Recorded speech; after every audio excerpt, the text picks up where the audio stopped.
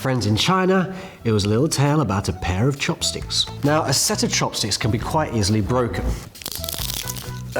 Nothing too difficult, huh? Two are also easy. Let's give it a crack.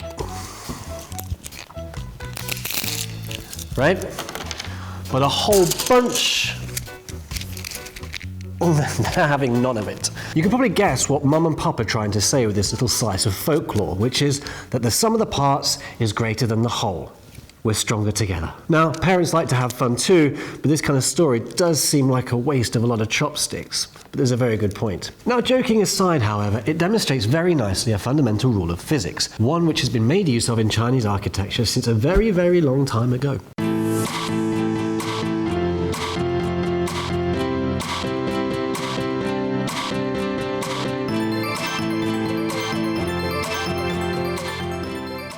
Today's buildings often rely on huge steel beams and bolts for structure, but in China's ancient wooden buildings, chopsticks were used, albeit a slightly thicker than your average dinner table variety. What really boggles the mind, however, is that amongst these buildings there is literally not one single bolt, or nail, or glue, or tape, which no matter how many times you try, you can never get them straight. Anyway, here's a fun little app that lets you try the different parts of the Sunmao and see how they fit together. So let's have a crack at taking apart a classic building.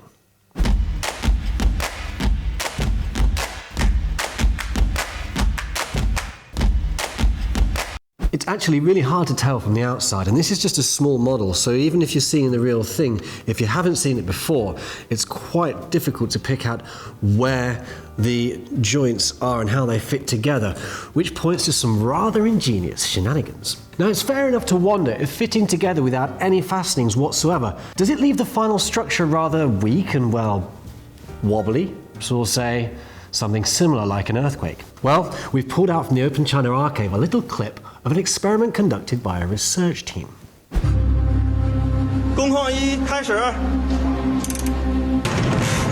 Each tremor lasts 30 seconds. As the magnitude rises, 4, 4.5. Magnitude 7.5 is over 1,000 times stronger than the initial test quake of 4. There it goes. The test now moves beyond magnitude 9.5, the largest recorded quake in history.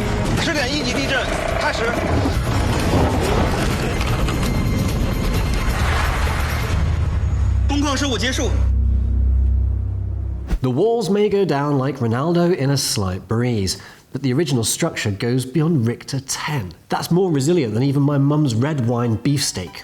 Sorry, Mum. This is Yingxian Wood Tower, and it's in the central part of China, known as Shanxi, not to be mixed up with Shanxi, okay? And get this, it's over a millennium old.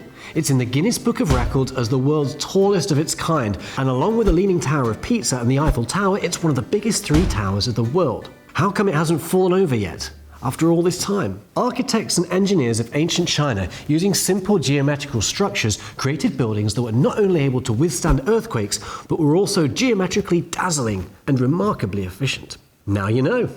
And if you visit any of China's countless ancient large structures, I guarantee you're going to start seeing them everywhere. The Forbidden City, perhaps the greatest of them all, certainly owes its survival to good old Sunmao. Although it has no fear of earthquakes, it's positively trembling in its foundations at the mention of the word fire. Its 9,999 buildings, yes, that's an accurate figure, have suffered a lot of fires. According to legend, these little creatures who live on the roof of the Forbidden City are the 9th son of the dragon, Busy Dragon. Their appetite for fire means that they prefer to spend their time waiting on the 2 extremes of the roof. Why?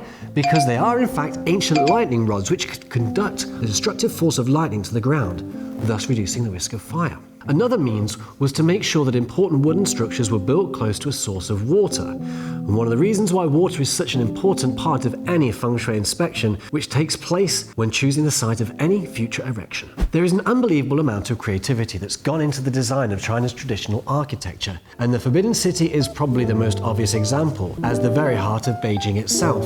With almost 2 million artifacts on display in its treasure troves, its museum really is a magical Aladdin's cave.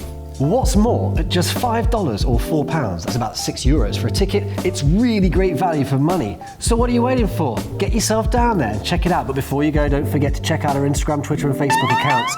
And whatever you do, make sure you keep it open. See you next time.